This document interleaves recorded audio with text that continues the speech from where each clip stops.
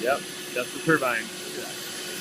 This is the story of why the 1963 Chrysler Turbine car never reached mass production. You can almost hear it before you see it. That clean, rising whoosh, not quite an engine note and not quite an airplane, coming from a bronze coupe with Italian bodywork and American ambition. It looked expensive, but not loud. It looked futuristic, but still had door handles, bucket seats, and a trunk. Chrysler wanted people to believe this was not a carnival trick. This was a possible family car. In the early 60s, when jets crossed oceans and rockets filled newspapers, that idea made sense. Maybe the piston engine really was old news. Maybe the next Chrysler in your driveway would spool up like a small aircraft. But the turbine car's problem was simple. It sounded like tomorrow, and then it had to behave at a red light on Tuesday morning. The Chrysler turbine car matters because Chrysler treated the idea seriously. This was not a sketch made for a motor show and forgotten when the lights went off. It was a running, loaned-out public experiment built to answer one large question. Could a turbine replace the piston engine in normal American life?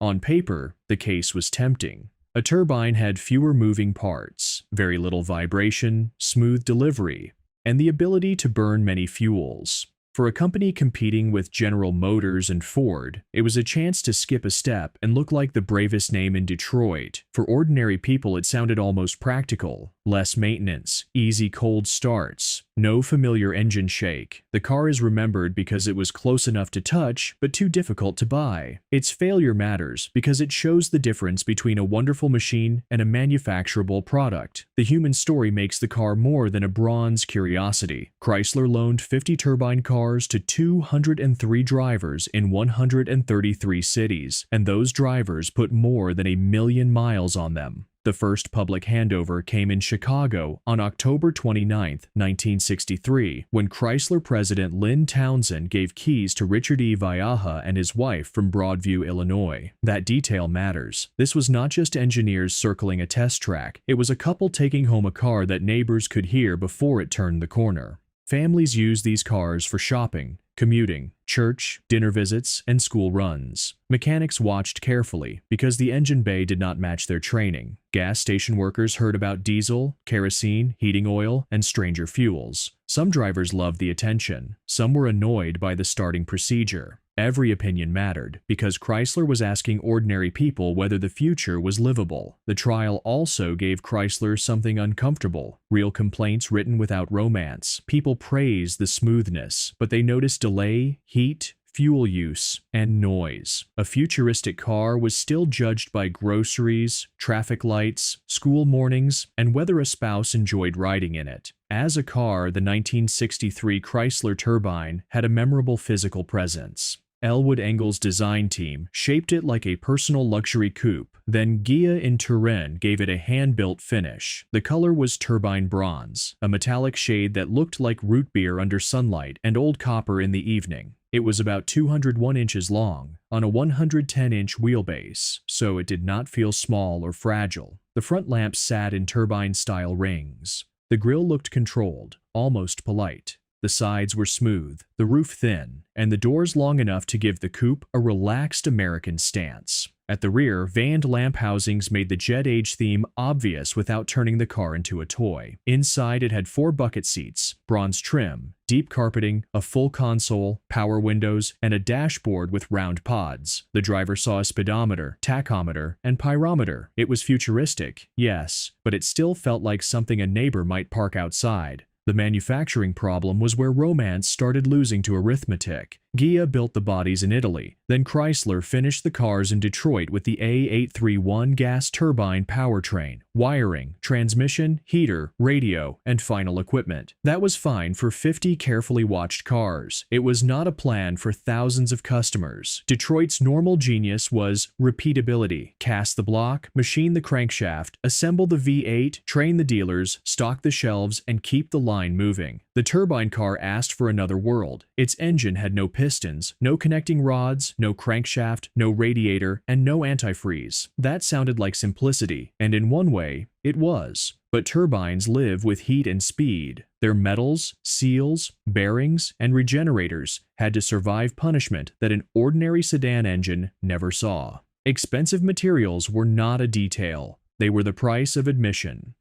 Then came dealer training, warranty risk, parts supply, special tools, and the fear that one bad failure would become national news. Chrysler could hand-build a dazzling prototype. Building a cheap, durable, serviceable turbine car for suburban buyers was a different fight. The sound was magical.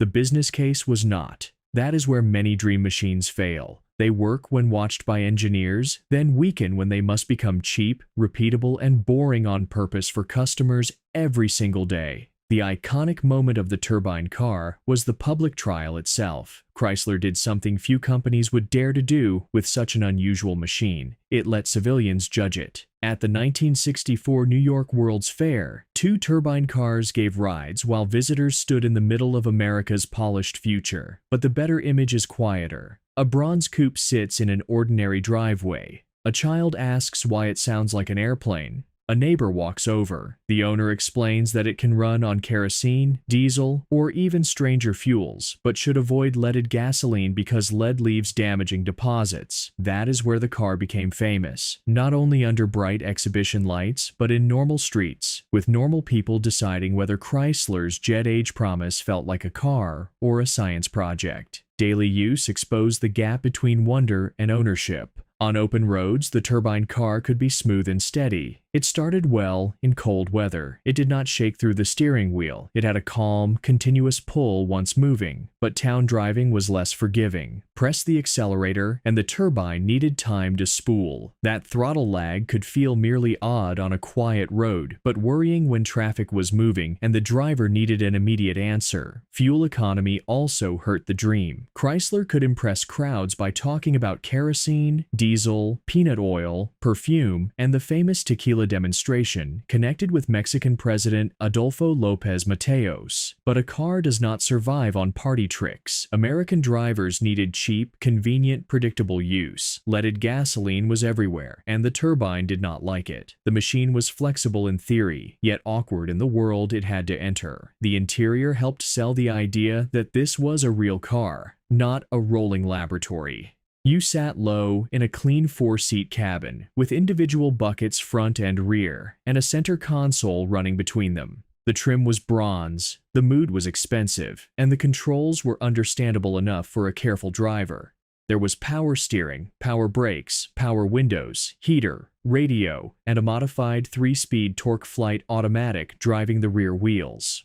Under the hood was Chrysler's A831 regenerative gas turbine, rated at about 130 horsepower and 425 pound-feet of stall torque. Those numbers did not make it a muscle car. The point was refinement. There was no piston thump, no normal idle, no familiar vibration. The gauges reminded you that this was different, especially the pyrometer watching temperature. The trunk and cabin made it look usable. The engine note reminded you that every errand was also an experiment. Compared with a normal Chrysler Phi 8 sedan of the same period, the turbine car was both more advanced and less ready. The V8 was old-fashioned in theory, full of pistons, coolant, belts, oil changes, and familiar noise. But it answered the throttle quickly. It used the fuel stations already there. It fit assembly lines already paid for. It could be repaired by mechanics from small towns to big city dealerships. When emissions rules tightened, piston engines had a difficult path, but a path existed: cleaner fuels, exhaust gas recirculation, catalytic converters, and better controls. The turbine had a cleaner mechanical idea, but harder chemistry. High combustion temperatures meant nitrogen oxide trouble, and cleaning that exhaust cheaply was not easy. That is why the piston engine won. It was not more romantic. It was less risky, less expensive, and improving fast enough to keep its place. The engine itself was elegant in motion. Air entered, was compressed, mixed with fuel, burned, and sent across turbine wheels spinning at tremendous speed. Regenerators tried to capture heat that would otherwise leave through the exhaust, improving efficiency and drivability. This gave the car its whistle, smoothness, and reduced mechanical fuss. Chrysler often pointed out that the turbine had far fewer moving parts than a conventional engine, but elegance did not remove every problem. Throttle response, heat, fuel economy, noise, emissions, and production cost all followed the car like shadows. The turbine was not stupid. It was brilliant in ways that normal ownership could not fully use.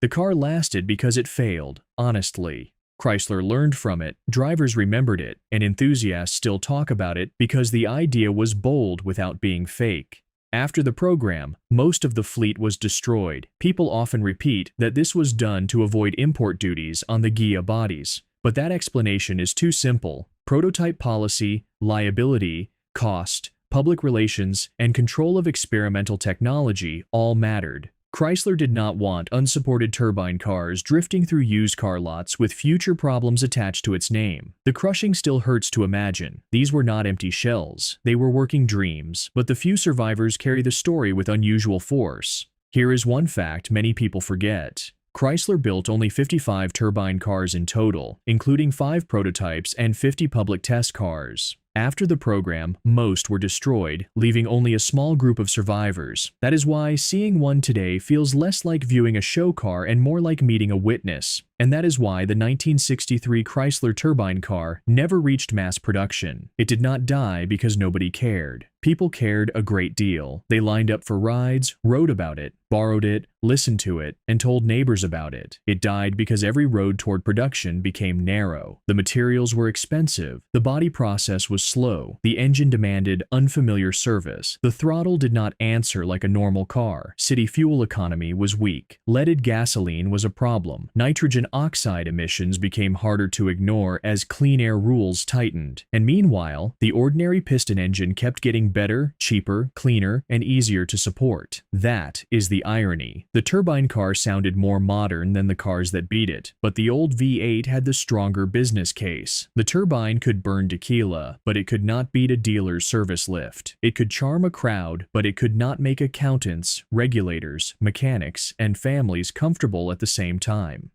Still, it deserves respect. It was a serious attempt by serious people to build something different. Here at Vintage Vehicle X-Ray, we look back at machines like this because vintage cars are not only steel, glass, and old badges. They are somebody's commute, somebody's job, somebody's risk, and sometimes somebody's disappointment. We love our viewers, and we love vintage cars because even the failures still have something honest to tell us.